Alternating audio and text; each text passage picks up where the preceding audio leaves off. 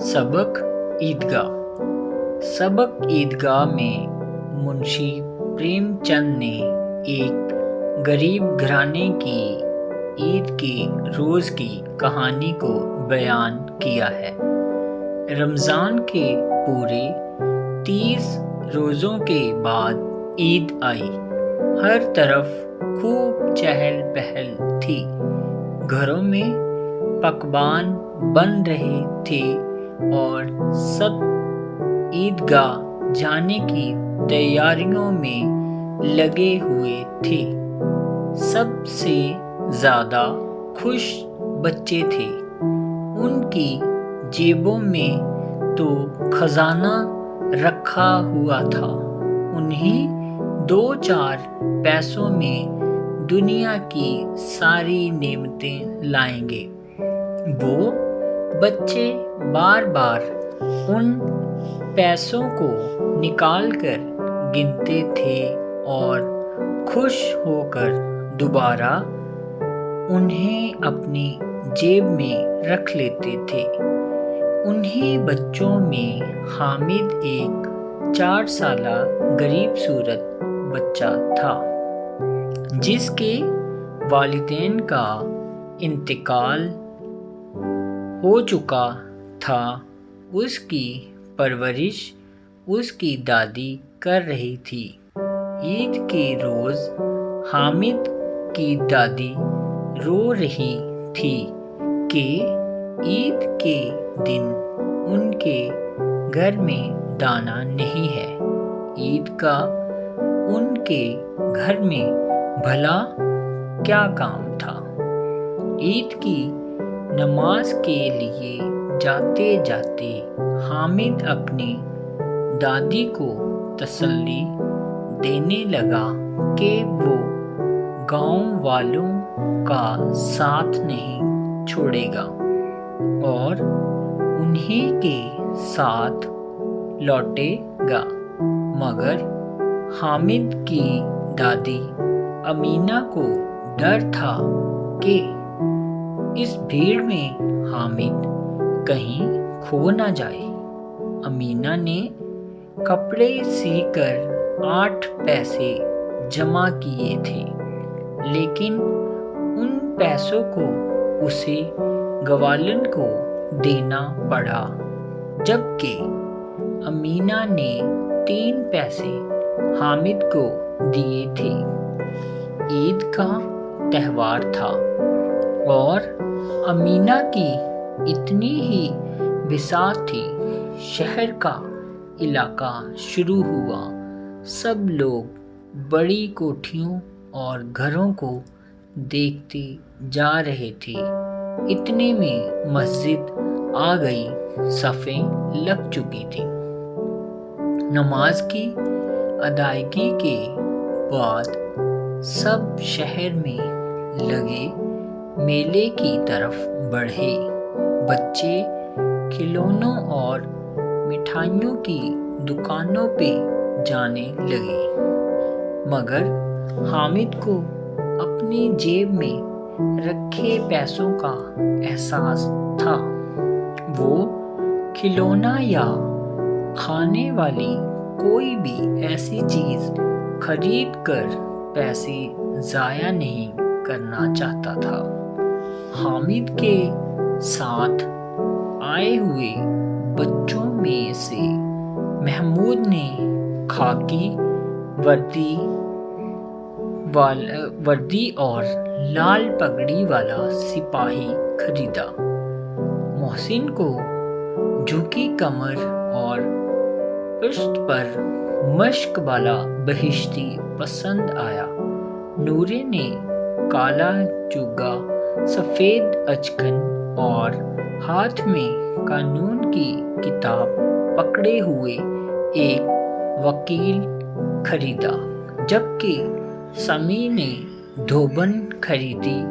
حامد یہ سب کچھ خریدنا چاہتا تھا، لیکن اس نے سوچا کہ ہاتھ سے گر کر ٹوٹ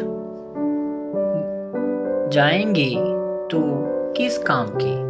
حامد کو اپنی دادی کا خیال آیا کہ روٹی توے سے اتارتے اور چولہے سے آگ نکالتے ہوئے ان کا ہاتھ جل جاتا ہے، جس کی وجہ سے حامد جیب میں رکھے ہوئے 3 پیسوں سے ان کے لیے دست پناہ خرید لایا۔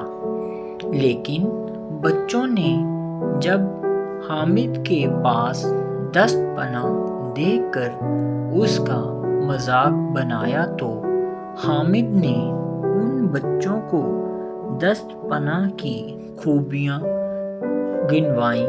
کندھے پہ رکھو تو یہ بندوق بن جاتی ہے، ہاتھ میں لیں تو فقیر کا چمٹا۔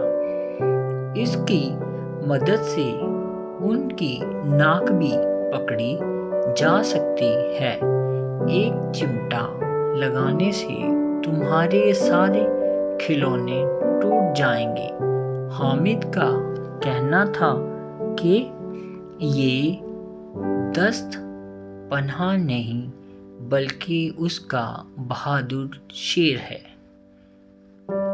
تمام بچوں کے کھلونے مٹی سے بنے ہوئے جو کبھی بھی ڈھہ کے ٹوٹ سکتے ہیں، جبکہ دست پناہ لوہے کا بنا ہوا ہے جسے کوئی آنچ نہیں آ سکتی ہے۔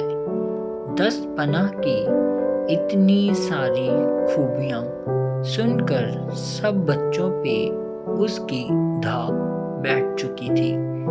سب بچے حامد کے سامنے لاجواب ہو چکے تھے۔ میلے میں گئے ہوئے سب لوگ جب گھر پہنچے تو ان بچوں کے کھلونوں کا کچھ یوں انجام ہوا کہ محسن کی بہن کے ہاتھ سے چھوٹ کر اس کا بہشتی گرا اور ٹوٹ گیا، جس پر ان دونوں کو ماں سے مار بھی پڑی، جبکہ نورے کا وکیل زمین پہ تو بیٹھ نہ سکتا، اس کو طاق پہ بٹھانے کی کوشش کی گئی اور ساتھ میں پنکھا جلا جانے لگا۔ اس دوران وکیل صاحب بھی زمین پہ گر کر ٹوٹ گئے۔ محمود کے سپاہی کو گاؤں کا پہرا دینے کا چارج ملا۔ اندھیری رات میں ٹھوکر لگنے سے میاں سپاہی بھی اپنی بندوق سمیت گرے اور اس کی ایک ٹانگ بیکار ہو گئی۔ ان کھلونوں کے لانے پہ انہیں کسی نے دعائیں بھی نہ دی تھی، جبکہ دوسری طرف حامد کی دادی امینہ نے جب دست پناہ دیکھا تو انہوں نے حامد کو ڈانٹا کہ کچھ کھایا پیا نہیں اور یہ بیکار چمٹا اٹھا لایا، مگر جب حامد نے دادی کو بتایا کہ تمہاری انگلیاں توے سے جل جاتی تھیں، جس کی وجہ سے میں تمہارے لیے دست پناہ لایا ہوں، حامد کی یہ بات سن کر دادی کا غصہ شفقت میں بدل گیا۔